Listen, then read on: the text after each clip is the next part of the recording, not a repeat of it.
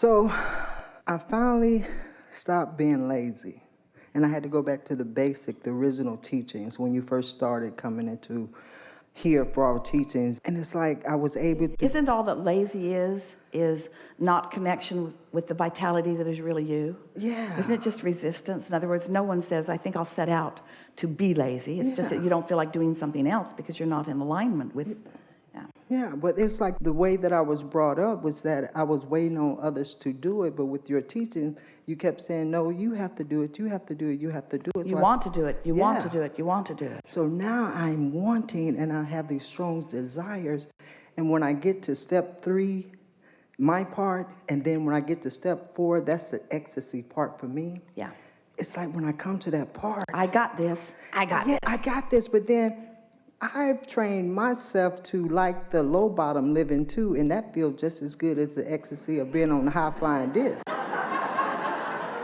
There is a momentum to it, and we will go along with that so far as to say, we know that you understand the value of contrast, and that there are things that are interesting, and if you don't have a really good question, you're not going to come to a really good answer. So maybe you're appreciating and enjoying the contrast that is all part of the process. I am, but I like to know the difference when I step from the high flying disc to the not. There's 2 ways to know that that has happened. One is by the way you feel. And the more you hang around here, then the more you're aware when you dip from it. The other way is you can wait until the thoughts have turned to things. Sometimes, even with Esther, something happens before she is associating the thoughts that have caused it to be. And there's nothing wrong with post-awareness. In other words, sometimes it can be a more joyful journey if you're aware in the early stages. This is where we always talk about momentum, because law of attraction and momentum are the same word. Because when you focus on something and you hold it in your vibrational consciousness, when you broadcast in a consistent way about something, talking, thinking,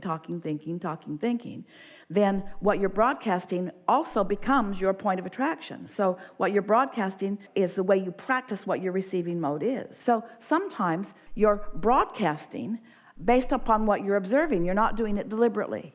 So you're broadcasting because you want to be objective, or you want to be aware, or you want to be informed. And so you're broadcasting, observing, and then you accomplish a vibration that you're not even aware that you've accomplished, because it felt sort of normal while you were broadcasting it. But then as the momentum picks up and you get more and more and more of what you were broadcasting, then sometimes when you get into that manifested realm or experience, that's when you acknowledge, oh, I maybe could have done a better job of broadcasting because where I am, but it doesn't matter because nothing's ever finished. You never get it done. You never get it wrong either. And the reason it's never wrong is because it's never done. So at any point of manifestation along the way, all you're having is another step 1 moment where you are asking with more specifics about what you would prefer, and then off you go again. It's just a never-ending molding process. Okay, so I have that part, but the part that's frightening to me is, the part that's very new to me that I'm getting used to is that it feels as if my inner being and I are becoming one I'm expanding, like the first gentleman was saying, but I want to make sure that I'm expanding in the unconditional love of you because I've been sidetracked by similar feelings. That feels well, here's the thing. Don't make this too complicated, and don't try to feel all the way down the road. Just feel as you go. And so when you say, I know that I'm in alignment, and we say, if you weren't in alignment, you couldn't even have the awareness of receiving your inner being. In other words, just trust that when you feel good, it is good. When you have that feeling of elation or clarity, let it play out to give you the reassurance. We said this earlier, and we want to say it and say it and say it and say it until you begin to receive it and know it and own it. That the easiest and the most effective and the most lovely way for you to understand your worthiness is by tending to your thoughts and then making the conscious association between that thought and how it felt and what happened next. And further, we would like you to feel as blessed in the absence of what you want as you are in the presence of what you want, because you couldn't even feel negative emotion if your inner being wasn't so focused upon you in a powerful, positive way. Did you hear that? Even your ability to feel negative emotion means that there's love shining toward you that you're not letting in. And the worse you feel, the greater indication of the more love that's shining, that you've just got your shield up and not letting it in, you see. Oh, okay, I got it. That makes sense to So me. you're not ever going to get away from the awareness of your source, or the interest of your source, or the love of your source, or the assistance of your source. You're not ever going to get away from it, but you can, as you've been describing, you can put yourself in less or more modes of awareness of the existence of that. But at this point, you've heard enough and you've lived enough that you've got to be acknowledging that you are an extension of that. Just the fact that you have awareness of your own emotions has to help you to know that there is a tuning to something that you can deliberately or indeliberately accomplish. Yeah, that's a secret garden, the emotions, the emotions, and then fine-tuning, not taking on the pain of it, the resistance of it, but just acknowledging that, following the feeling behind it, and so I can know what the old reaction, so I can ask for a new reaction. It's like Esther just loves those bumps on the side of the road, right there at the edge of her lane. Those bumps that she feels right before she drives into the bar pit. She hasn't done that yet, but she likes those bumps because they are indicators to her. One of her new cars has a lane sensor, and so the bumps don't even have to be there. Her seat just vibrates a little if she gets too close to that. She sort of gets there often because it's sort of nice to have a friendly nudge every now and again. But not one time has she ever felt the awareness that she was closer to the edge of the road than she really meant to be, and felt guilt. Oh, I should be so ashamed of myself. There's guidance that's letting me know that I'm doing something that I really didn't mean to do. Your guidance is your blessing. Your guidance is your friend, you see. Whether it's a negative emotion or a positive emotion, it's an indicator of what you are broadcasting from and what law of attraction is going to emphasize and magnify and reveal and produce for you. In other words, you can tell by the way you feel what is coming. But we don't want you to change your emotion because of what's coming down the road. We want you to tune your emotion because how it feels right now. Oh, I'm not going to feel miserable because a bad thing may come. Yeah. Bad thing's here. It's misery. Yeah.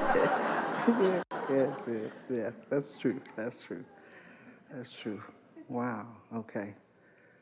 So sitting here allows me to commit to myself even further because, just like you said, there's no going back. So, and I appreciate that. There's no regression in this magnificent universe of expansion. Yeah. You cannot be ever less than you have become. But the thing that trips you up a little bit, that we are wanting to help you to realize, is that you have become vibrationally more than you know. Yeah. And you are, from your broader perspective, being held to those standards. Yeah. You are a lover, whether you want to be or not. Yeah. That's who you are. And when you find reason to hate, you feel terrible, not because you're doing something wrong, because you're depriving yourself of who you are. You see, when you feel poor or vulnerable or afraid, you feel terrible, not because you're doing something wrong, but because in that thought you are depriving yourself of the stability and the abundance and the security and the well-being that is flowing to you. And if it were not flowing to you, you could not feel yourself depriving yourself of it. And so every negative emotion, no matter how subtle or strong, the stronger the better as far as we're concerned, is an indicator of the power of who you are and the power of your asking. And even more than the power of your asking, the power of the answering, the power of the helping, the power of the clarity, the power of the offering, the power of the blessings, the power of the assistance, the power of the unified forces, the power of the energy that creates worlds, the power of all of that flowing to you, because you've asked for it and you deserve it, and here it is.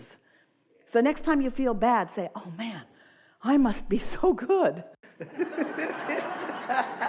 I must be really important, and I must be really loved to feel this bad. Yes, yeah. There must be a whole lot of positive energy focused toward me that I'm not letting in, because I could not feel this bad if there were not on the other side of that all this good that is flowing to me. Yes. Yeah. Yeah. Cool. Yeah. Thank you. Wow, that's amazing, because it's like, if I feel the negative emotions now of the past, it's like, no, I've laid the new stones. It's like vibrational steps. There's something really good for us to talk with you about here. Because as you stand now, you're in the most expansive, clear place that you've ever been. So here you are. So if you look into the past, you can't even find those feelings. You said to us something a few minutes ago, something like, you are aware of the evolution of your desire. And we want you to not feel the need to trace your way back through any of that. And when you try to trace your way back through it, you can't possibly do it, because you can't re-become who you were then. And that's what you meant when you said, sometimes I think I like the low part of it as well as the high part. That's what you were talking about. And we want you to know that, first of all, you can't go back. So you can't undo the becoming that you have accomplished. And when you try, all it does is introduce confusion into the conversation. Wow. Everything that you've lived has been of value and with good reason, because you cannot receive an answer unless you have a question. And so much of that you want to, a lot of you do, you want to condemn past behavior or past thought or past lack of success or past something. You want to say, I should have done it different then. And we say, not only is that wasted life because you can't go back and do it, but that it was all right then, as it is all right now. You have to be willing to accept the rightness of where you stand in order to harmonize with your inner being, who always accepts the rightness of where you stand. But so much of the world, we want to talk to you about this, because this receiving mode, when you're tuned in, tapped in, turned on to who you really are, or this receiving mode when you are ornery or angry or vulnerable or defensive or depressed, and all of those potential receptive modes that are in between. So feel what it feels like to be in this aligned state and an idea come to you, and feel the elation that you feel and the good timing and the nice unfolding and the happiness that you have as an individual or as a group when you feel like that. And then, in contrast, feel some of this vulnerable feeling or picked on feeling or not being appreciated feeling or being misunderstood feeling, and then feel how it feels as that begins to play out. So feel the difference in those. And we're going to make a very strong statement to you. The majority of your world, especially your Western world, is doing most of their talking, most of their book writing, most of their conversing, most of their religioning, most of their politicking, most of their everything from there. That's what is making up most of the dialogue, most of the conversations, most of the things that most of the people are talking about in most of the movies and most of the television and most of the media and most of the dinner time conversations. Most of what you're talking about as mass consciousness is coming from that vibrational place. And so when you get into this receptive mode, then this stuff that feels yucky when you focus on it becomes irrelevant, because you no longer have vibrational access to that stuff. But when you get there, sometimes you feel like you are out there all alone, because so much of the world is wanting to go here. If you're going to watch any television, you sort of got to kind of go there. And so you do have some things to consider about who you are. We're encouraging, get into the receptive mode, and then there are so many wonderful things in nature and in other humans. In other words, we do not mean to make it sound bleak, like there's no one to play with you in the receptive mode, because everyone who is non-physically focused, everyone who knows who you are and what you want, all of that is available to you. And there are plenty of other physical beings who are there too, you see. So spend no more time trying to figure out how that happened or why this doesn't agree with this or why this person is saying this.